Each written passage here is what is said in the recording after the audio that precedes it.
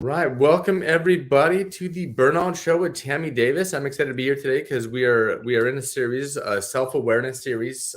Today we are talking about ego versus leadership, and this is sponsored by the Pharmacy Podcast Network as our media sponsor. So we'll be right back after this reel.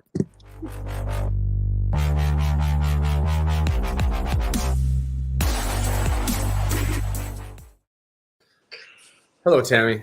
Hey, Sean. Well, we're laughing because we had about 7 minutes of technical difficulties in the back, so we're a little bit late today, but that's okay. Life is not perfect, is it, Tammy? No, it's actually perfect for it's for the topic too, if you think about it, because the ego would have us checking out, going, well, you know what, we could do all kinds of things with the ego, but we're committed to being here, so that's the leadership right there. I love it, and for everyone who tunes in every week, we're sorry we missed. Tammy had a death for a very close member, so she took the week off last week and spent some time in Texas, right? I'm Okay. still there. I leave it. Yeah, I'm still Oh, there, but still in Texas. Okay. mhm. Well, hopefully that's going well for you, Tammy, and hopefully maybe that I know you're connecting with your friends and family, and but now it's like ego, like. Tell us about that. Like, tell us, like, what comes to mind when you hear the word ego? Well, ego goes in two different directions. It can be we recognize ego as being like that super inflated, like, that kind of arrogance thing, but ego also takes us down. It'll take you into a lower state, lower emotional state. It'll hold you back. It starts to set up, you can block yourself with your own ego. Whether it's overinflated or what I would refer to as kind of like an emptiness, where it becomes down to self-worth. I mean, doubt is ego.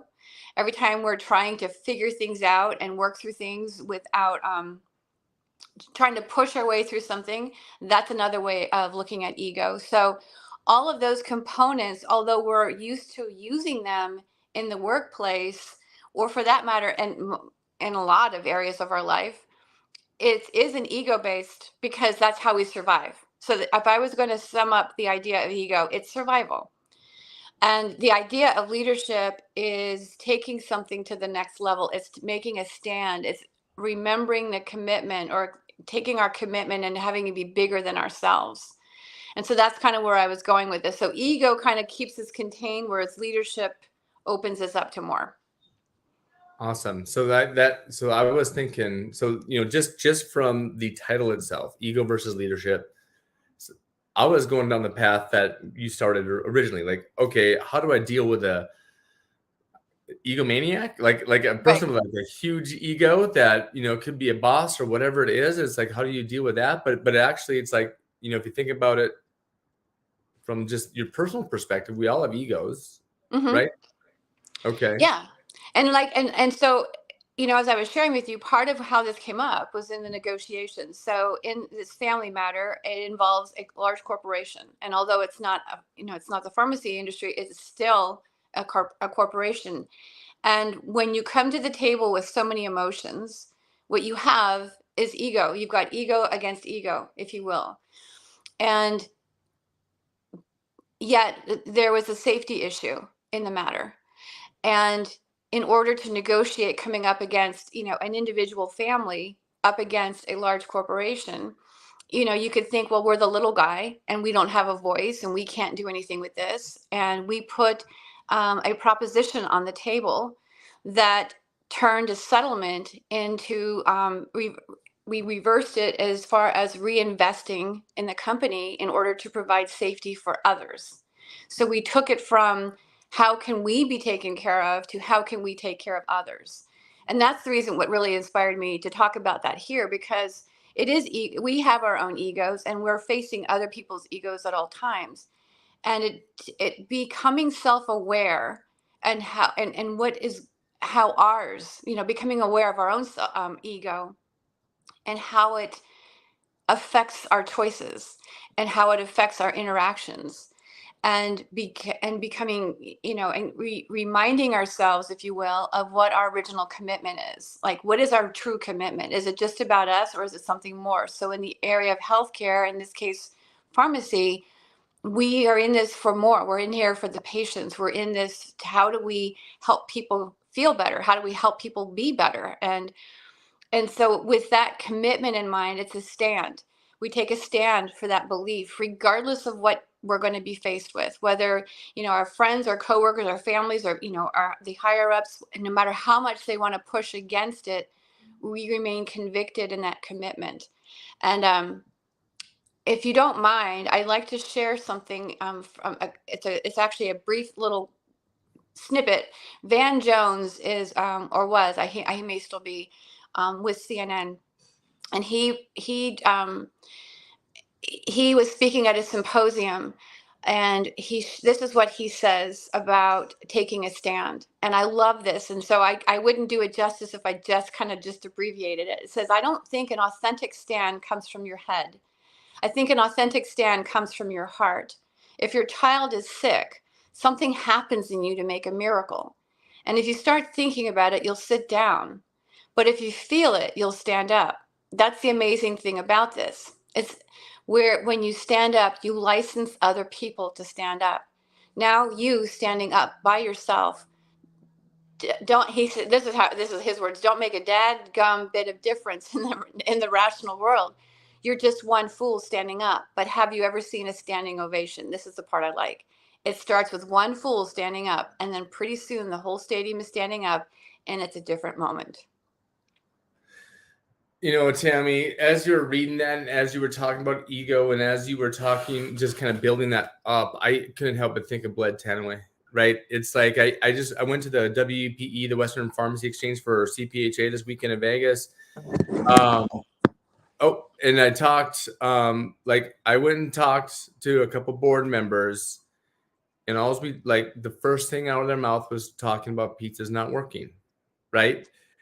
And it was like, I can't help but think about Bled standing up so long ago, a couple years ago now, but then all of a sudden, all these other people start standing up. And these board members, okay, so in California, I'm not going to name names and who I spoke with, but this wasn't, at WPE, there's a couple different, it's like the Southwest states, or I think it's the Southwest states. I know there's some Nevada influence, probably some Arizona, but at least in California, when you're talking about pizza's not working, there's 5 of us in this group, right? Maybe 6. One guy's really, he comes when he can, but he's very busy. But, and when you talk about us speaking at events, like I haven't spoken at a meeting in a few months, where, probably Chris Atkins is probably speaking every single month. And just a small little group can get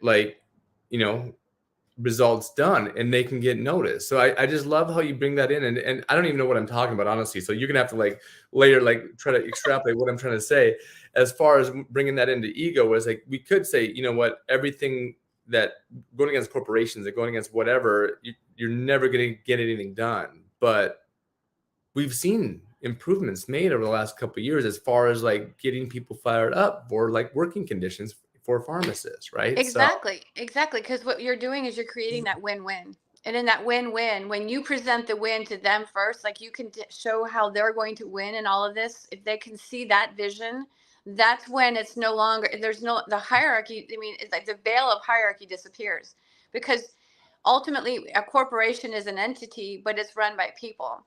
And I still hold the vision that, people really do care.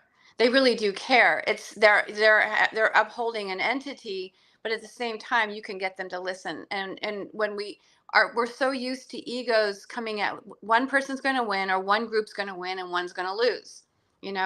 And if we can come at this with a win-win, and we can, and like you said, it doesn't take a large group, because that group creates a moment, that group creates momentum, and then other people can get behind that because they've seen just that little bit of movement that occurred, and that makes all the difference. And honestly, I was sitting here and I was listening to you, I really, really love that, because what happens is when we can expand, when we can really allow ourselves to create that win-win, it is how we relieve our own stress. It is how we avoid burnout, because we're creating that level of communication, and we're all looking for the best outcome. And so how can we do that together? And that's how this works. Because as long as you're aware of that, what you're up to and how you operate, you can always change it. I always tell people noticing the way you are, it can be sweet. I mean, that's access to knowing yourself. I mean, that's access to self-awareness at that point, and you have the ability to change that, because all you have to do is look at what's worked in the past and what hasn't, and what are you really wanting to create. And so that's why that standing ovation thing really popped out at me. I thought I got to share this one, because we can create standing ovations no matter who we are and where we are and who we are working with, because it's all workable. It's a matter of who's going to take the lead and put a voice to that vision. I love it. And coming back, just trying to keep that in perspective when you're thinking about going into a situation. Okay, so knowing that you're going to be battling egos all the time, because everyone has their own, and it's almost like, is there a way where you can kind of reframe that? Because it's like, we're so ingrained into thinking ego is a bad thing. Ego Right. is, like someone has a big ego, right? Right. So then, okay, well, I just maybe said it myself. If someone has a small ego, like, what does that mean? What does a small ego mean? Or is it just more so your state of mind and how you come at a situation to where you can like get to that win-win situation? Like, how do you navigate that piece to, again, this is a tough one, Tammy. I'm trying to figure this out as we're going. But how do you come at a situation where it's like knowing that there's gonna be multiple egos there and navigating that to come up with a solution that maybe works for everybody or something? I don't know. I mean, am I making any sense? You are. You absolutely are. And it take well, I don't like to use the statement it takes practice, but even with my in that moment, and I'm using my example as because it's a highly emotional time, and having one person just talk it out. I mean, generally when we know we're going to go into a discussion with other egos, absolutely, and having one person just ourselves. And again, the ego will say, my voice doesn't matter, or I'm not this, my position doesn't give me, doesn't isn't get my position doesn't give me permission to speak, or I'm not at that level, I don't have the right. We've got to be willing to set that aside, and maybe even to come back to remembering a time like he referenced here, where we did take a stand for something, like our child. And when we were, nothing, that conviction, nothing got in the way of if you can recall that and how that felt. um, and it may mean revisiting a conversation. It may mean that the first time out it didn't work out well, but you can always, then you can reconsider and invite another conversation, and revisit everything, or possibly even write something out. So that's the other thing I have found, that if you write it out and it gives somebody a chance to digest it, like to really think about it without having to sit there face to face, because that's when the pressure is on. But if we can remove the pressure somehow. Okay. Okay, I'm gonna ask you a question on that one. Mhm. Because sometimes I have sent emails to CEOs and executive leaders, and I probably should have held that back, right? So let's just dive into that for a second, because a lot of times text can be taken out of context. Yes. So is this okay? I'm just trying, like, I appreciate what you said there, but how do you take that into practice or into real life, to where it's like you want to convey this message across, but you want to make sure your tone is warm. I want to say, like, you don't want to come across as accusatory or whatever it is. You just want to come across as like a matter of fact. This is how I feel, or can you maybe finish that sentence for me? Yeah, that's a great question, because what you can do is you can actually set it up, like in your email, and before you even write in anything in the email, create the framework for them to think through. You know what I'm saying? So it's like, this is what, this is, you could even say, I mean, I'm just using words, this is my intention, this is the point to why I'm sending this to you. You can actually help them hear the way you're saying what you're trying to share. You could say, I'm not accusing anybody. This, what I want to do is, my intention here is to provide this information because I have a perception that I thought might be of value that you would like to consider. But really create that context, because everybody has a lens that we hear and see through. So if you can shift that lens for them at the very beginning, in the very beginning of the body, before you go into sharing it, like whether it's a text message or an email, because now you set the framework. It's kind of like if you're going to go frame a picture, right? You pick the frame that you want to, that's going to display the picture the best. And so what you do is you create the framework by setting that up. How, it's like, I use this in conversations. Like if sometimes I just want to talk because I want to share, I want to get something off my chest. Well, I will and if I know somebody tends to be a fixer, or they want to give me the solutions, but I'm not wanting the solution. What I want is just to be able to share. I'll let them know ahead of time. I just need to be able to talk to you about this. And as I speak, I can, you can just continue to shape the conversation, and you can definitely do that in an email. And I know exactly what you're talking about. And that's what I've taken into practice, is just letting people know this is what I'm up to. This is what my intention is, and just setting it up in the very, very beginning so that the rest of it is an easy read. Okay. Thank you for that. Yeah. And that's some good advice, just because, yeah. And always maybe read it a few times before you hit send, if it's something. Yeah. And get a second set of eyes to read through it too. Yes. Even better. 100%. Okay. Yeah. Well, good. Well, this has been great, Tammy. Anything else you want to add to the ego that you think we might have missed? Of course, this 16 minutes is not a lot per se. This could be like hours worth of conversations, but we can also take this back into the group as well in RPHL if you feel like we have more you want to talk about here. Absolutely. I think that's probably the best way, because this has been a lot, and just kind of let this, kind of simmer. We'll let this one simmer, and we'll bring it into the group, and possibly carry on a little bit more next week too. Okay, sounds good. Yeah. I like this topic. Well, yeah, because this is something. I mean, yeah, this is great.